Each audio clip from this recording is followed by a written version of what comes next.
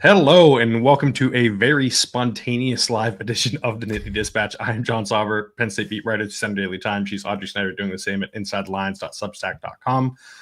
And we forgot to talk about Rutgers. To be clear, this is not a coaching update. Yes. This is the, we forgot to talk about Rutgers on our Rutgers pregame show, which really tells you how focused we are on the game this weekend. Yeah, and we will. There's a little bit of coaching search stuff that I'll get to at the end of this. We're only going to be live here for 10-15 minutes, but wanted to make sure we touch on this game, which is for bowl eligibility. Audrey, this is an important one for Penn State. They need it to make the postseason. If they don't make it, it will be the first time. Let me try and explain this because it's not easy. Oh no! It will be the first time that they've missed the postseason in a full season where they didn't have sanctions since 2004. Right. So the last three times they missed. In a full season where they were bowl eligible. Yeah. Yeah. So in 2012 and 2013, they had the sanctions and they couldn't go to a bowl despite winning the enough games. In 2020, they were technically bowl eligible because everybody was. It was the COVID shortened season and they declined the invite. So really, it's since 2004 is the way I like to look at it.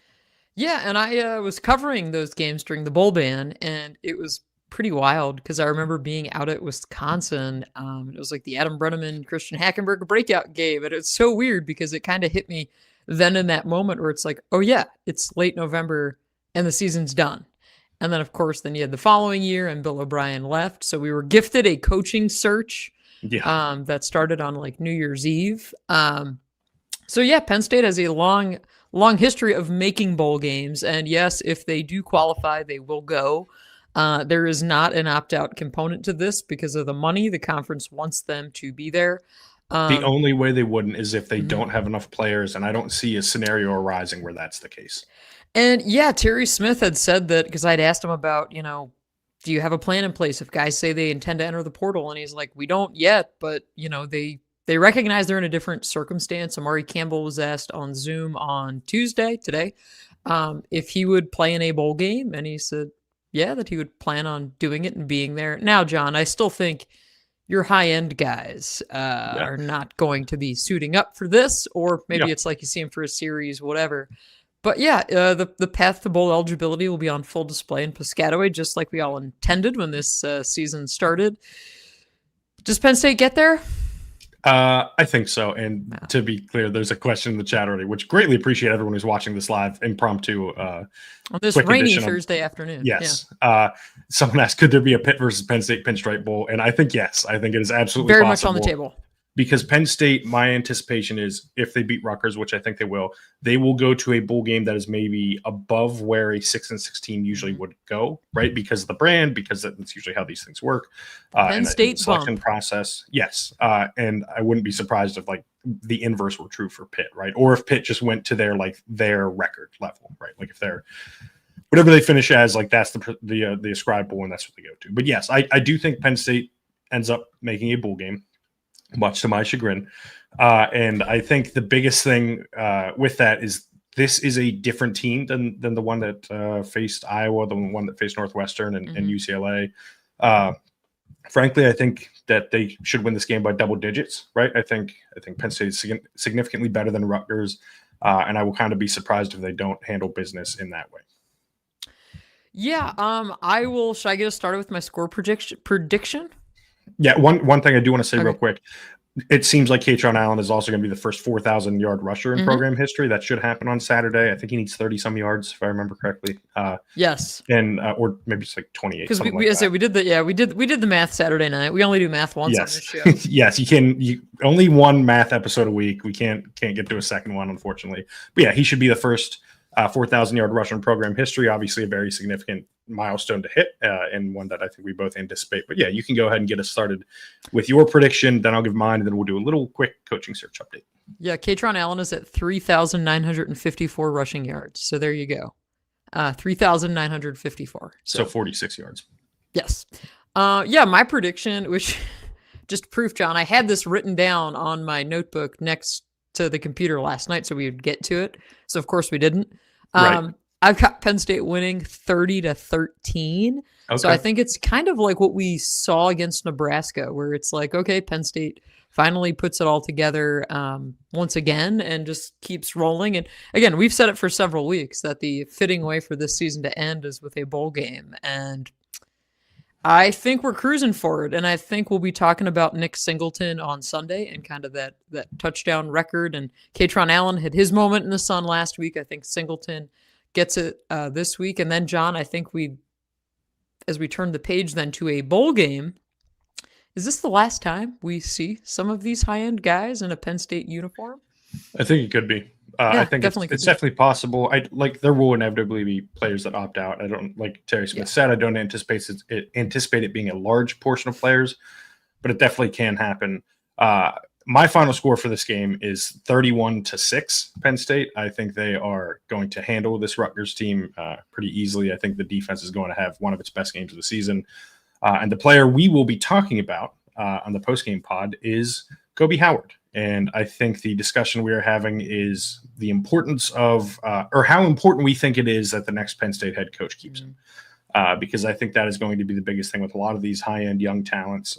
We're talking to Kobe Howard tomorrow night, Wednesday night, after practice for the first time in his Penn State career. When I say we, I mean me. You. I'm getting out of town, man. Yeah, because Audrey will be going home for Thanksgiving. But yeah, we'll be talking to Kobe Howard, and I would anticipate he could be in for a big day against a pretty mediocre Rutgers defense. Yeah, I mean, I think all of these younger guys, we chatted with Darius Dixon on Zoom Tuesday morning, and, you know, it's the question about what are you going to do? What are you going to do a month from now? And these guys are being really honest, and they're just like, we don't know. We're trying to ride it out. We're trying to wait it out and see. That's more than fair, right? And Dixon spoke highly of Terry Smith. He spoke highly of his time here and, you know, the adjustment that he had to go through moving across the country from California to State College and how he settled in here and has really kind of made a name for himself early. But yeah, I mean, in the background for all of these guys, especially that freshman class where we've seen the Chaz Colemans and the Kemajus and the, you know, Kobe Howards of the world, where these guys are really looking promising. Alex Tash is another one. What happens? Where do they go next? Is it Virginia Tech? Is it somewhere else in college football? Is it here? These are all things that are going to be sorted through in the coming weeks as this coaching search kind of plays itself out. We said yesterday that we're maybe, hopefully, probably, sort of, kind of in the home stretch of this coaching search. Maybe. I think so. Yeah, I hope so. I did have to, as we were doing an impromptu episode, I had to text my wife to let her know that I'm live on YouTube upstairs. Don't walk in now. Yes, now is not the time. Which her immediate response was, "Did the news break?" And so I think my wife is a Penn State fan, and so I think it is. A lot of people are on edge and sort of white smoke coming out. That's why I said at the top of the show, this is not a coaching hire. I do want to give a quick update though right now. All the more reason, John, to have the subscription, to have it tuned into the channel. Hit the subscribe button. That way you get the notification if and when they do hire a coach. Yes, how else would you know when we're going live? So please, if you're watching on YouTube live right now, hit that subscribe button down below, hit the thumbs up button. We really appreciate it. That is always very helpful for us. And like Audrey said, you get the update that we're live right now. The only people that are watching live right now are probably those who got that update. And so we appreciate everyone that's in here with us. Probably won't get to a ton of questions here. If we see a couple that are pertinent, we'll get to them, but we will be back post-game Saturday to get to more. The biggest coaching search updates I wanted to mention were that the Terry Smith interview did happen, and I'm under the impression that it went well. I still do not perceive him as a top candidate for the position. I still think that they would have to miss on their primary remaining candidates. And that is to say, too, I would not be surprised at this point if the hire is a name that hasn't been mentioned. We've kind of beat around the bush with that for a little bit, but I think that is where this thing is kind of potentially trending, right? I think it is fair to say that they're still keeping in contact with people, right, and other candidates, but I would not be surprised if I could see this ending this weekend. I could see it ending next weekend still. I think there are things that need to play out still. This is by no means over, but I do think that Penn State kind of has its plan now, right? I think the plan is in place for how to proceed over the next couple weeks, and it's just seeing where the chips fall at this point. You mean they had a plan? There's been a plan Yeah, all I know along. everyone. And listen, it's possible that their plan falls apart and they end up making a hire that neither of us thinks is a good hire, and then we're writing about that they made a bad hire and that they shouldn't have fired James, right? But it's also possible that the opposite happens and that their plan comes together and they hire the candidate that they are chasing, and that people think very highly of that candidate, and it all goes well. Yeah, and again, this is the risk you run when you fire a coach like James Franklin, and it remains a fluid situation of what could happen here and when they get someone in place. And again, like I think I have a mailbag coming out tonight over on my Substack Inside the Lions, and I'll push that out again tomorrow morning too. Think back to Lincoln Riley, right? And when he left Oklahoma and heads to USC, and everybody's like, "Whoa!" Like didn't see that one coming. Again, these are the kinds of things that can happen in coaching searches. I'm not saying that it will happen, but it's something else to think about, because as we have all these lists of candidates and people that we've come up with throughout this whole process, and people that we've talked about and checked in with other folks about, again, this is a search committee of one, right? That's the other unique piece to this that we got into earlier in the show. Yes. Which allows you to keep this thing a little bit closer to the vest too. So And I yeah, think they're going to keep working through it.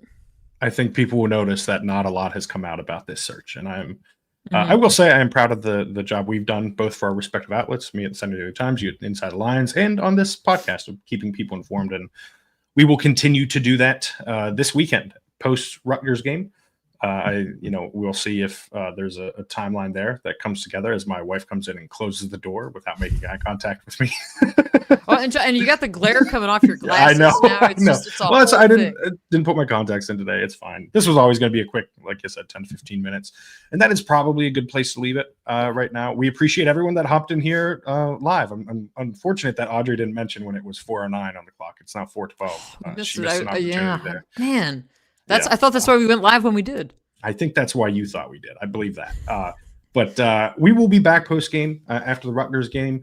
If you'd like to read Audrey's, all of her writing up until that point, you can find it at insidelines.substack.com. You can find her on Twitter at @AudSnyder4, and on Blue Sky, if you search audreysnyder.bsky.social.